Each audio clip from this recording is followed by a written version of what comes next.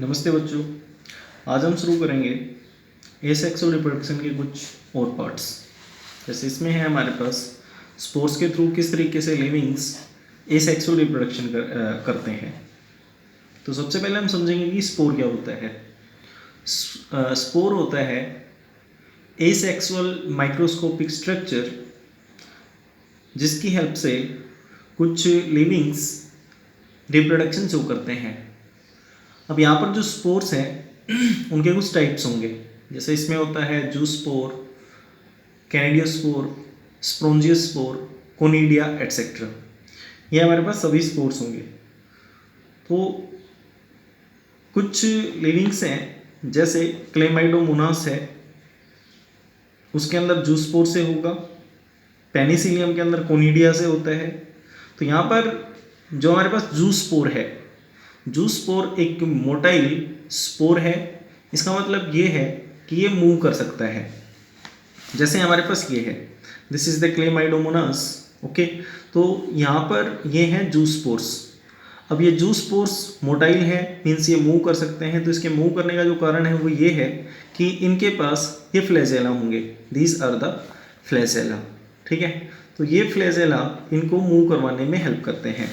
Okay, इसके अलावा कुछ होंगे कोनिडिया। अब यहाँ पर जो कोनिडिया है वो बॉडी के या तो अपर पार्ट में रहता है या फिर रहेगा लेटरल पार्ट्स में। तो यहाँ पर सपोज ये एक कोनिडिया बना, ठीक है, उसके बाद में यहाँ पर बीच में कंस्ट्रिक्शन होगी, उसके बाद में नेक्स्ट कोनिडिया आएगा। इस तरीके से ये जो कोनिडिया है ये एक टाइम के बाद यहाँ से डिटैच होंगे। ओके, जैसे यहाँ पर ये आपका जूस्पोर यहाँ से डिटैच हो गया, उसके बाद में एज इट इज़ नया क्लेमाइडोमोनास बन जाएगा। तो सेम प्रोसेस यहाँ पे होगी। इस कोनिडिया की जैसे डिटैचमेंट होगी तो उसके बाद में एक नया हमारे पास जो पेनिसिलियम है वो क्रिएट हो जाएगा। तो यहाँ पर हम देख सकते हैं कि बहुत सारे कोनिडिया हैं, ठीक है, और ये सभी कोनिडिया एक टाइम के बाद में यहाँ से हटेंगे और हटने के बाद में आपके पास नए जो पेनिसिलियम है वो फॉर्म होते हैं। जैसे यहाँ से अगर हम देखें, the zoospores are special kind of motile and flagellated spores produced inside the zoosporangia. ठीक है, जो जूस्पोरेंजिया है स्ट्रक्चर, उसके अंदर आपके जूस्पोर्स फॉर्म होंगे, बट कोनिडिया बाहर के साइड में होंगे। ये चीज़ आप ध्यान में रखना। और यहाँ पर फ्लैजेला है जो इनको मूव करवाने में हेल्प करेगा। The flagella help them to swim in aquatic habitat. Aquatic habitat का मतलब है जहाँ पर पानी हो, ठीक है, proper dispersal. The reproduction by zoospores occur in some lower fungi, Phycomycetes। हमें जो एग्जाम्पल है वो क्लेमाइडोमोनास का याद रखना है, ठीक है। इसके अलावा और बहुत सारे एग्जाम्पल्स हैं। नेक्स्ट है स्पोंजियोस्पोर। ये नॉन मोटाइल रहेंगे, ठीक है। जैसे जूस्पोर्स मोटाइल हैं तो ये नॉन मोटाइल रहेंगे और स्पोरेंजिया के अंदर फॉर्म होते हैं। अगर इनको मूव करना है, जैसे यहाँ जूस्पोर में तो फ्लैजेला है वो इसको मूव करवा देगा, बट जो स्पोंजियोस्पोर्स हैं उनको मूव करवाने के लिए जो विंड है, हवा है, उसकी हेल्प से एक जगह से दूसरी जगह पे जाएंगे। Next one is the chlamydospores. These are thick walled resting spores produced directly from the hyphal cells. Hyphal cell होता है जो फंगी का सेल होगा, उसको हम हाइफल सेल बोल सकते हैं। और स्ट्रक्चर है ये हाइफा फंगी का, तो उससे ये डायरेक्टली अटैच होते हैं और इनकी जो वाल है वो थिक होगी।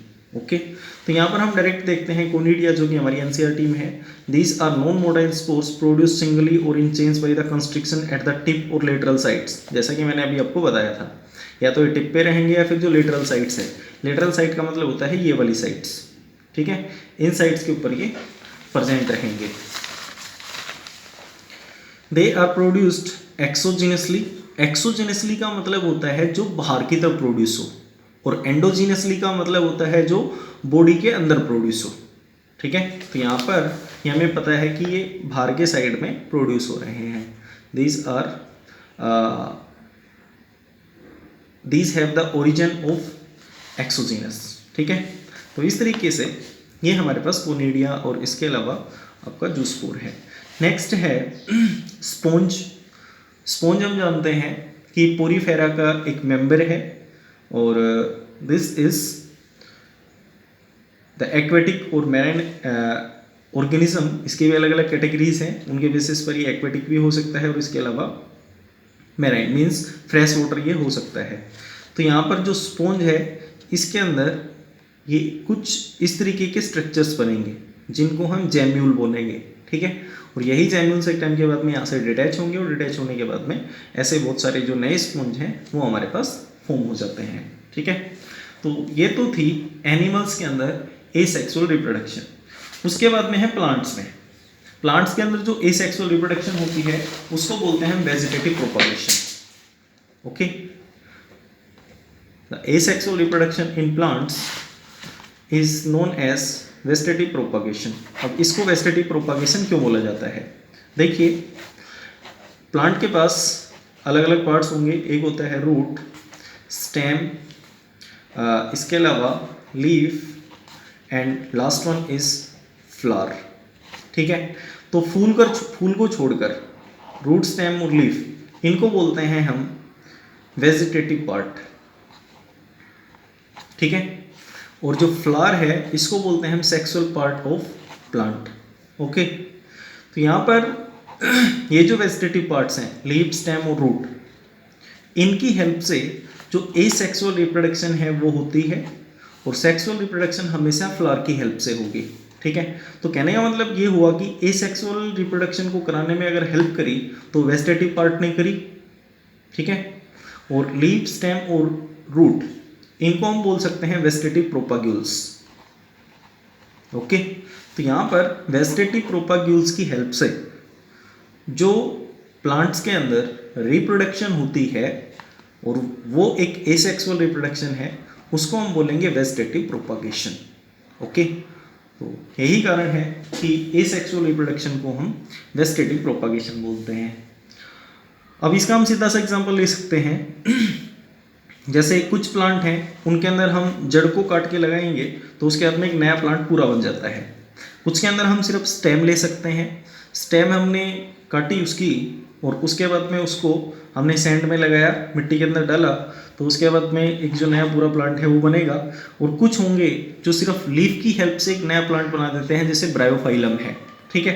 तो इसमें देखिए होता ये है जैसे ही इस रूट, स्टेम और लीफ इनके पार्ट्स को हम सैंड में लगाते हैं, लगाने के बाद में जो नोड होगी, ठीक है, एक होती है नोड, दूसरी होती है इंटरनोड। जैसे यहाँ पर है जहाँ से फूल का हिस्सा उगा हुआ है उसको बोल सकते हैं हम नोड, ठीक है। और दो नोड्स के बीच का जो हिस्सा होगा that is known as internode, ठीक है। तो यहाँ पर नोड या फिर किसी दूसरे पार्ट से रूट्स निकलनी स्टार्ट होंगी, मतलब जहाँ से रूट निकलनी चाहिए वहाँ से नहीं निकलेगी। एक्चुअली में जो रूट है वो निकलती है रेडिकल से, ठीक है। बट रेडिकल से ना निकल कर किसी और पार्ट से जो अगर रूट निकलती है तो उसको बोलेंगे हम एडवेंटिशियस रूट, ठीक है। यहाँ पर हमने स्टेम लिया, लीफ लिया या फिर कोई दूसरा पार्ट लिया, उसको जैसे ही लगाया तो उसके बाद में धीरे धीरे एडवेंटिशियस रूट्स आनी यहाँ पे स्टार्ट होंगी और उसके बाद में ये जो हमारे पास नया पेड़ है वो बन जाएगा, ठीक है। तो इस तरीके से जो प्लांट्स हैं उनके अंदर वेजिटेटिव प्रोपागेशन होता है। बट हमारे पास अलग अलग टाइप से जो वेजिटेटिव प्रोपागेशन से वो दिखा रखे हैं, जैसे रनर के through, rhizome, sucker, tuber, offset, bulb etcetera. देखिए रनर क्या होता है, जैसे ग्रास है, घास, ठीक है। तो किसी भी एरिया के अंदर हम थोड़ा सा घास लगाते हैं, ओके। अब ये जो रनर है वो क्या करेंगे, जैसे ये हमने थोड़ा सा घास लगाया, ओके। तो यहाँ पर ये जो नोड है, ठीक है, इस नोड से फिर दोबारा से स्टेम निकलनी स्टार्ट होगी और ये आपकी अर्थ है, ठीक है। तो एकदम इसके लेवल में लगातार इस तरीके से जो पार्ट है वो फैलता जाएगा, ओके, अर्थ के ऊपर। तो ये जो मैकेनिज्म होगा ये होगा रनर के थ्रू, ठीक है। इस तरीके का जो हमारे पास मैकेनिज्म है उसको हम बोल सकते हैं कि यहाँ पर जो वेजिटेटिव प्रोपागेशन हुई that is by the runner, ठीक है। नेक्स्ट होता है सकर। अब सकर में क्या होता है, जैसे क्रायोसिंथेमम है, ठीक है।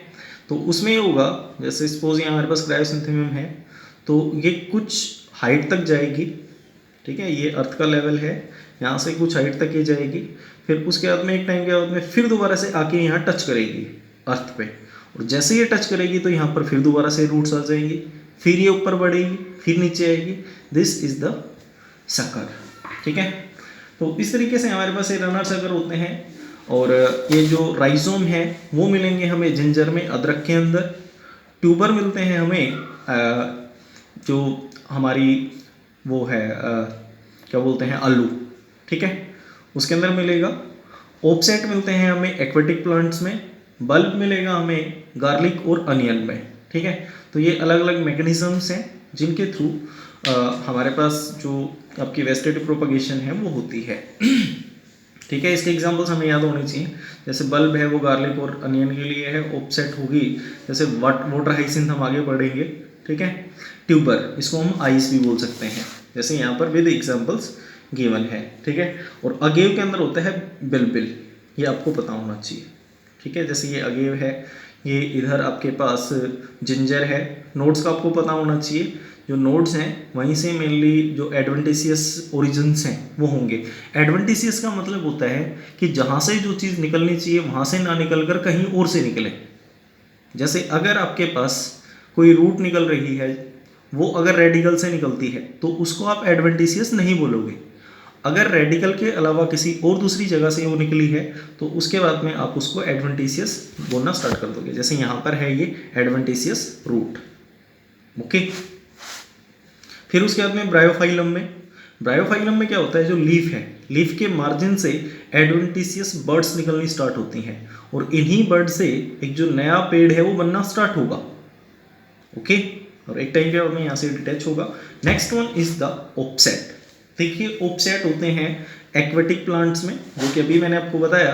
जैसे ये नीचे पानी है, यहाँ पर ये रूट्स निकली, इसको आप कुछ ऐसे समझ सकते हो। Suppose this is water. Okay, तो यहाँ पर कोई पार्ट निकला तो इसमें क्या होगा, इस तरीके से जड़ निकल जाएंगे, और ऊपर पूरा इस तरीके से जो टफ्ट है, इसको हम टफ्ट बोलेंगे। ये टफ्ट यहाँ से निकलेगा, फिर दोबारा से निकलेगा, और इस तरीके से ये फैल जाएगा। तो यहाँ पर हमें एग्जाम्पल दे रखा है कि एक एक्वेटिक प्लांट है जिसको बोलते हैं टेरर ऑफ बेंगोल, बंगाल का आतंक।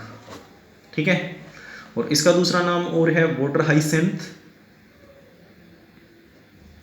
और एक नाम और है इसका आइकोर्निया क्रेसिपस।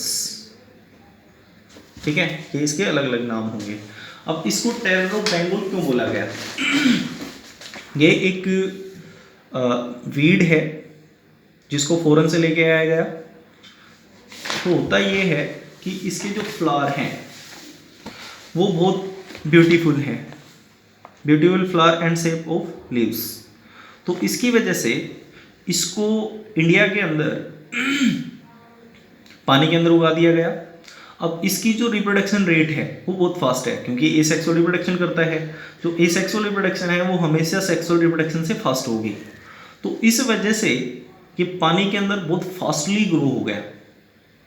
अब फास्टली ग्रो होने के बाद में इसने क्या किया कि पानी के अंदर जितनी भी डिजोल्व्ड ऑक्सीजन गैस थी उसको इसने कंज्यूम कर लिया, और जैसे ही उस ऑक्सीजन को इसने कंज्यूम किया तो पानी के अंदर प्रेजेंट जो एनिमल्स हैं उनके लिए ऑक्सीजन की डेफिशिएंसी हो गई, और उस ऑक्सीजन की डेफिशिएंसी की वजह से उनकी जो डेथ है वो हो गई। ठीक है, इस वजह से इसको बोलते हैं हम टेरर ऑफ बेंगोल। ठीक है, और यहाँ पर वो सेम जो कि मैंने आपको बताया था, नोट्स वगैरह या फिर जो एडवेंटिशियस पार्ट है वो क्या कुछ होता है। ठीक है, और एसेक्सुअल रिप्रोडक्शन के कुछ फ़ायदे हैं, जैसे इसको हम कमर्शियल प्रोपागेशन के लिए यूज़ करते हैं, और जो फार्मर्स हैं इसको पूरी तरीके से एक्सप्लॉइट करते हैं, जो गार्डनर्स होते हैं। मतलब एक्सप्लॉइट करने का मतलब ये है कि वो शोषण करेंगे, और शोषण से मतलब ये है कि यहाँ पर एसेक्सुअल रिप्रोडक्शन बहुत फास्ट होती है, और एसेक्सुअल रिप्रोडक्शन फास्ट होने की वजह से बहुत ज़्यादा जो प्लांट्स हैं वो उगाए जाएंगे। ओके, तो इस तरीके से ये था हमारे पास एसेक्सुअल रिप्रोडक्शन। नेक्स्ट वीडियो में देखेंगे हम सेक्सुअल रिप्रोडक्शन क्या होती है। Thank you.